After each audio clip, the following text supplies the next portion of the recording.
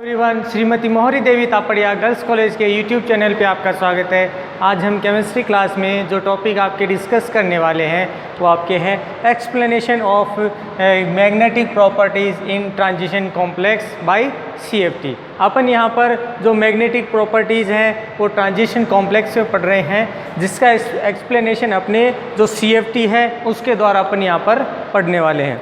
देखिए students, generally अपने को क्या बताया गया है कि कोई भी आपका कॉम्प्लेक्स फॉर्मेशन होता है तो उस कॉम्प्लेक्स फॉर्मेशन के अंदर खासकर अपने जो ट्रांजिशन कॉम्प्लेक्स हैं, ठीक है, इन ट्रांजिशन कॉम्प्लेक्स में अपन बात करें मैग्नेटिक प्रॉपर्टीज़ की, तो मैग्नेटिक प्रॉपर्टीज़ हैं उसके लिए जनरली क्या बताया गया है कि किसी भी एलिमेंट के अंदर जितनी संख्या में आपके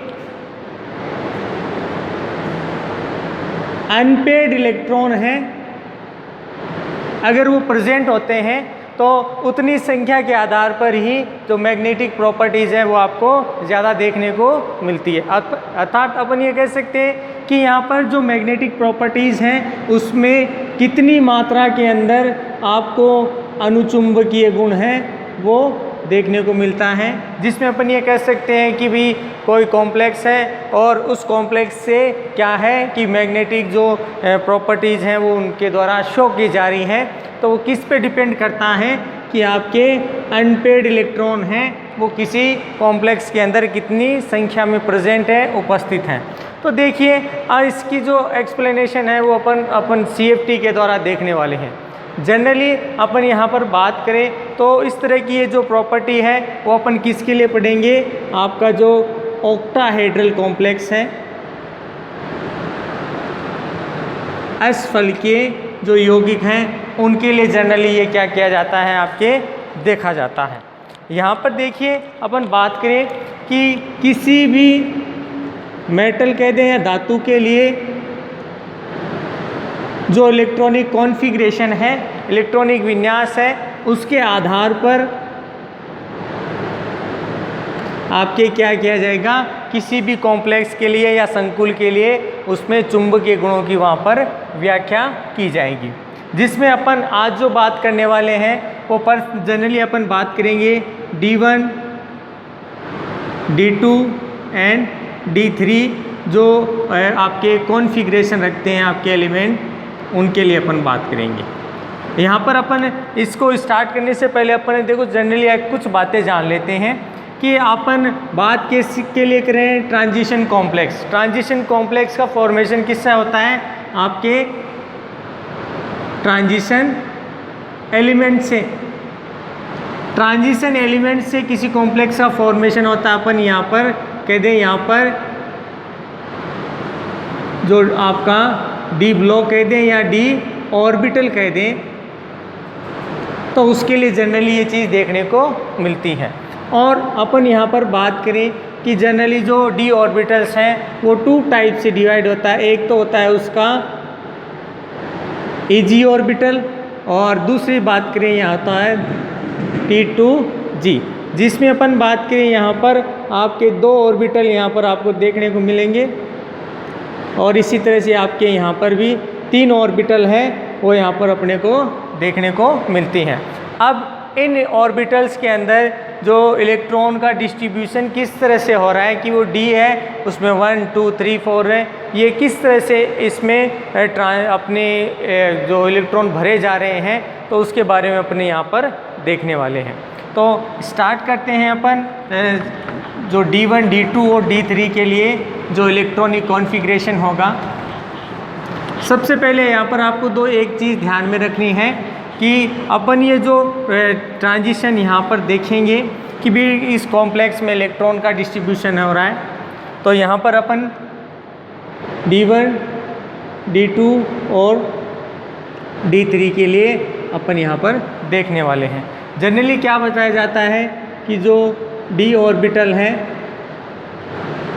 ये आपके 2 लेवल के अंदर डिवाइड हो जाता है। एक होता है आपका इजी लेवल जिसको अपन हायर एनर्जी लेवल कहते हैं, दूसरी यहाँ पर बात करें आपका दूसरा इसमें होता है T2G लेवल। इस T2G लेवल के लिए अपन बात करें, ये आपका होता है लोअर एनर्जी लेवल, यानी निम्न ऊर्जा का जो कक्षक है वो यहाँ पर व्यवस्थित है, वो देखने को मिलता है।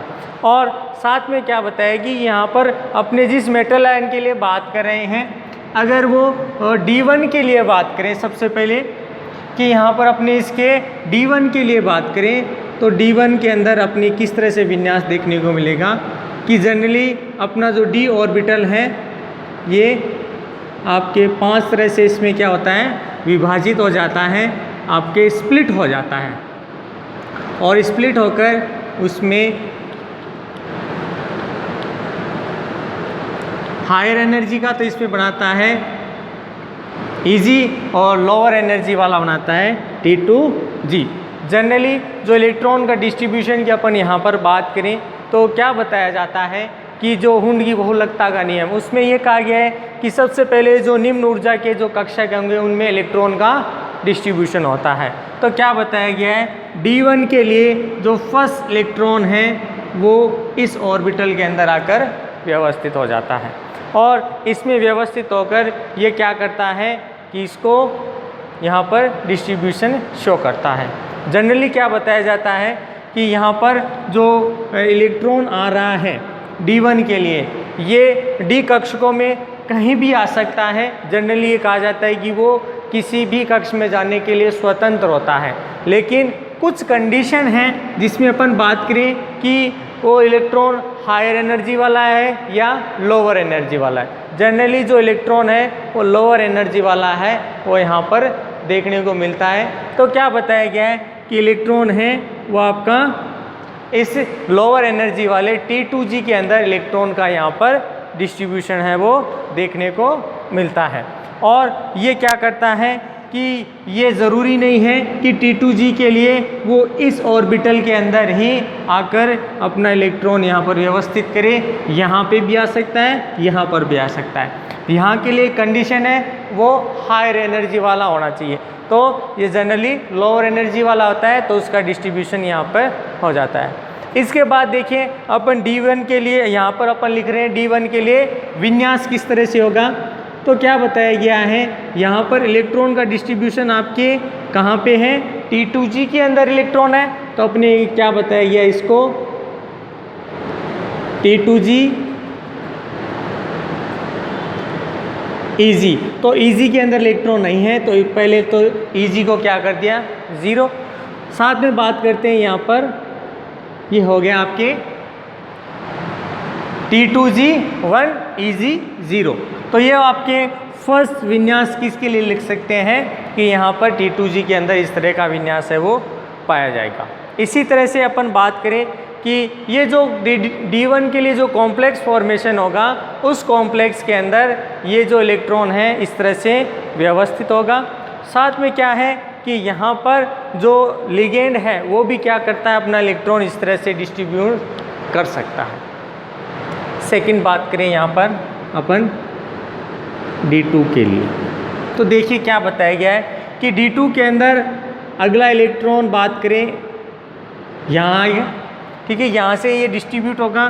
तो फर्स्ट कंडीशन है कि ये यहाँ पे आ गया, ज़रूरी नहीं है यहाँ पर भी आ सकता है इलेक्ट्रॉन का, लेकिन क्या नहीं होगा कि कब जो इलेक्ट्रॉन है वो कभी भी यहाँ पर युग्मित अवस्था वाला यहाँ पर नहीं देखने को मिलेगा। इसका मेन कारण क्या होता है कि जो आपके पूर्ण भरे हुए कक्षक हैं इनका स्थायित्व ज़्यादा है। इसके बाद बात करें तो जो अर्ध भरे हुए या अनपेड है या जो अयुग्मित इलेक्ट्रॉन है किसी कक्ष में, उसका स्थायित्व सबसे ज़्यादा होता है, और साथ में इसके द्वारा इसको रिपल्स किया जाता है, यानी इसको प्रतिकर्षित किया जाता है, तो ये अगले कक्ष में क्या होता है व्यवस्थित हो जाता है। तो D2 के लिए किस तरह का विन्यास होगा, तो यहाँ पर अपन बात करें तो इलेक्ट्रॉन किस में आया है, T2G के अंदर ही आया इलेक्ट्रॉन, तो अपन कह देंगे, और ये आपका EG 0 इसके अंदर इस तरह से व्यवस्थित हो जाता है। नेक्स्ट बात करें अपनी D3 के लिए, तो यहाँ पर क्या बताया गया है कि यहाँ पर इलेक्ट्रॉन, अगला इलेक्ट्रॉन इसमें आकर व्यवस्थित हो। कंडीशन वही यहाँ पर लगी है, यहाँ पर ये क्या नहीं करेगा, इनके साथ किसी प्रकार की पेयरिंग नहीं करेगा, ये अगले रिक्त कक्ष में ही इलेक्ट्रॉन है वो इसमें डिस्ट्रीब्यूट होगा। तो यहाँ पर अपन बात करें इसके लिए आपको इस तरह का जो कॉन्फ़िगरेशन है वो इसमें देखने को मिलेगा और इलेक्ट्रॉन इनमें क्या हो जाता है, डिस्ट्रीब्यूट हो जाता है। इस चीज़ को अपन एक दूसरे तरीके से भी अपने एक्सप्लेन कर सकते हैं कि अभी तो अपन ने इनको एनर्जी लेवल के द्वारा डिफाइन किया है। अब देखो दिखाया तो गया इसको एनर्जी लेवल से ही है, लेकिन इसके लिए अलग अलग से बता दिया कि यहाँ पर आपके 2 ऑर्बिटल हैं, यहाँ आपके 3 ऑर्बिटल हैं। फर्स्ट यहाँ पर अपन बात करें D1 के लिए तो एक डिस्ट्रीब्यूट इलेक्ट्रॉन यहाँ हो जाता है। सेकंड बात करें यहाँ पे तो ये आपका D2 के लिए है, तो इसमें इस तरह का इलेक्ट्रॉन डिस्ट्रीब्यूशन देखने को मिलता है। इसी तरह से अपन बात करें थर्ड वाले के अंदर D3 के अंदर तो एक एक करके इलेक्ट्रॉन इस अवस्था में आ जाता है। अब देखिए यहाँ से एक सवाल है वो जनरली एग्ज़ाम के अंदर पूछा जाता है कि D1, D2 एवं D3 के अंदर सबसे ज़्यादा जो चुंबकीय आघूर्ण है वो किसके द्वारा शो किया जाता है, सबसे ज़्यादा चुंबकीय आघूर्ण कौन बनाता है और सबसे ज़्यादा अनुचुंबकीय प्रकृति कौन रखता है। इन दोनों में से कोई सवाल है वो एग्ज़ाम के अंदर पूछा जाता है। तो अपने यहाँ पर सबसे बात करें, पहले तो अपने बात करें चुंबकीय आघूर्ण। तो चुंबकीय आघूर्ण आपको पता है कि आपके इस तरह से चुंबकीय आघूर्ण की काउंटिंग की जाती है कि n+2 BM के रूप में इसको एक्सप्लेन करके और इसका ये मान है वो काउंट किया जाता है। तो क्या बताया, जनरली आपका जो D3 होगा ये सबसे ज़्यादा जो अनुचुंबकीय प्रकृति है, आपके पैरामैग्नेटिक प्रॉपर्टी है वो क्या करता है, शो करता है। तो इसके द्वारा क्या है कि आपको अलग अलग तरीके से इसमें जो चुंबकीय आघूर्ण है उसकी गणना कर ली जाती है। और साथ में क्या बताया गया है कि D1, D2 और जो D3 है इनके लिए इनके बने यौगिक या जो कॉम्प्लेक्स फॉर्मेशन होंगे वो क्या करेंगे, आपके अनुचुंबकीय पदार्थ की तरह व्यवहार करेंगे, जिसमें अपन ने पहले भी डिस्कशन किया था कि जो चुंबकीय क्षेत्र में रखने पर जो इलेक्ट्रॉन की दिशा है वो चुंबकीय क्षेत्र की दिशा की ओर हो जाती है। साथ में अपन ने यह कहा था कि भी यहाँ पे जो इलेक्ट्रॉन का डिस्ट्रीब्यूशन हुआ है उसके फलस्वरूप इस पदार्थ के अंदर जो चुंबकीय बल रेखाएं हैं, इन कॉम्प्लेक्स का जो फॉर्मेशन होता है उस कॉम्प्लेक्स के अंदर से आपकी चुंबकीय बल रेखाएं हैं वो क्या होती हैं, बाहर निकलती हैं। इसके बाद अपन बात करें कि मान लो अपने D1, D2 और D3 के अंदर आपको इस तरह का विन्यास मिल गया। अब यह होता है कि इनके साथ जो लिगेंड है वो कंपेरेटिवली आकर इनके साथ बॉन्ड फॉर्मेशन करता है, इनके अंदर अपना इलेक्ट्रॉन डोनेट करता है। तो क्या बताया गया है कि आपका जो लिगेंड है वो किसी भी सामर्थ्य का हो या बल सामर्थ्य का हो या कैपेसिटी का हो, मतलब वो वीक लिगेंड भी हो सकता है, वो स्ट्रॉन्ग लिगेंड भी हो सकता है। तो क्या बताया गया है, यहाँ पर इस कंडीशन के अंदर आपका वीक लिगेंड और आपका स्ट्रॉन्ग लिगेंड वो किसी तरह से इनको इफेक्ट नहीं करता, मतलब ये जिस अवस्था में इलेक्ट्रॉन डिस्ट्रीब्यूट हुए हैं ये वैसे के वैसे पड़े रहते हैं। इन पर जो लिगेंड की नेचर है उसका किसी तरह का कोई प्रभाव नहीं पड़ता, स्ट्रॉन्ग है या वीक है।